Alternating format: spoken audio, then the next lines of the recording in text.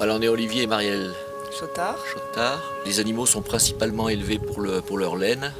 Bon, les moutons également pour la viande évidemment, mais on oriente pas mal sur la laine quand même. On est tous les deux fils d'agriculteurs déjà. Quand on s'est mariés, on a démarré les chèvres angora. Olivier avait déjà les moutons. En reprenant la ferme de mes parents en association au début pendant 2 ans avec eux.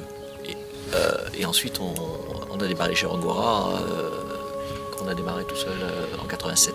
On a 500 brebis et 150 chèvres.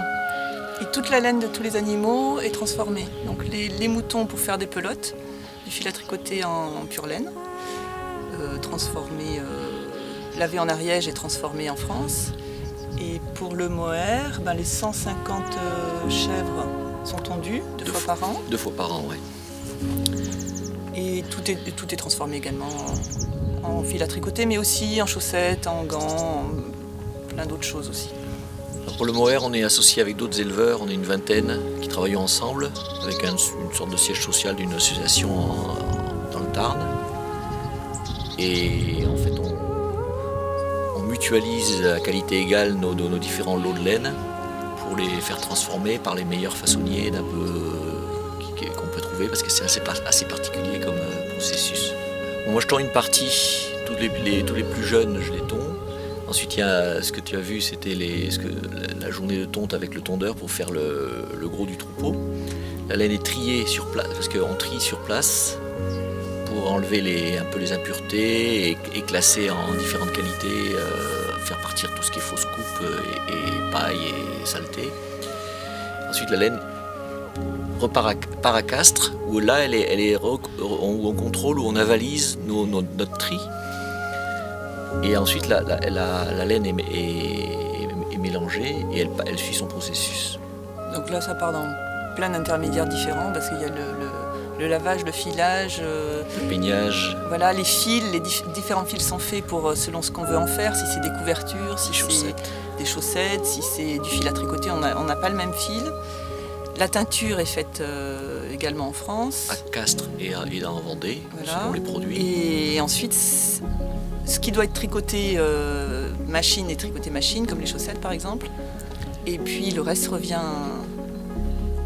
chez nous et c'est vendu à partir de chez nous en vente par correspondance.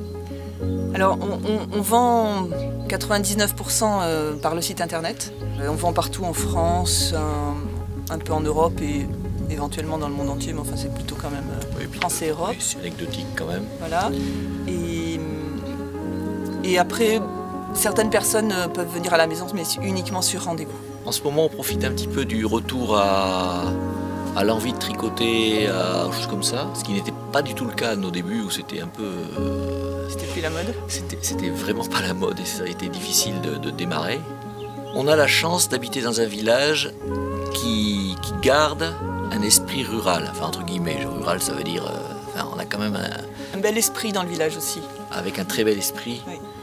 Et cet esprit, on est content d'y participer et de le préserver, parce que c'est pas le cas partout. Et pour l'instant, on trouve que le village arrive bien à la fois à allier les nouveaux arrivants avec des anciens et des gens qui ont toujours vécu ici.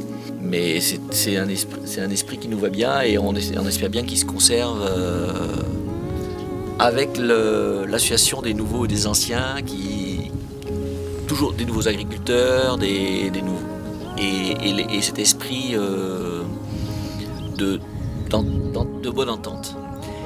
Et je pense que le maire actuel, et même certainement, et Denis, il participe à cet esprit. Ce lien entre les gens en fait, ouais. C'est ça qui est important. Même en temps de confinement, ouais. on est en lien en fait, dans des petits villages perdus quoi. Et puis en même temps on a ça quoi. Et en même temps on vit dans un lieu quand même privilégié largement.